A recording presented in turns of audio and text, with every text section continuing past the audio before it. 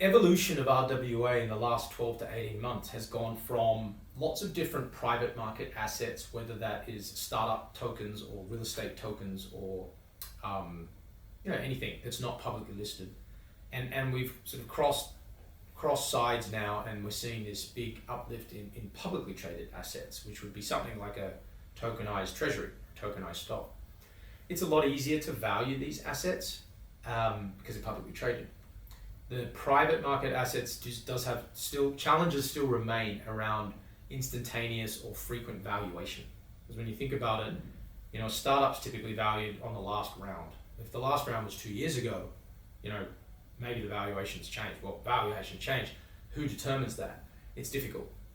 Market forces is the best way to do that if you had an RWA token trading.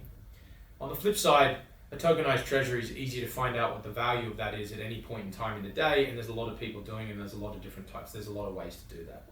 So we've gone full circle.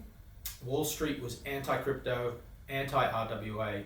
Now they're fully embracing it. We're super pro-crypto. We're super pro-RWA. We want to save money with blockchain efficiencies. We want to make money with new distribution channels. And, it is what it is. That's where the money is. So we circle back in RWA, back to the epicenters of capital markets. They exist because that's where the capital is, strongest and most powerful. Those markets exist because that's where the protections for investors is the strongest.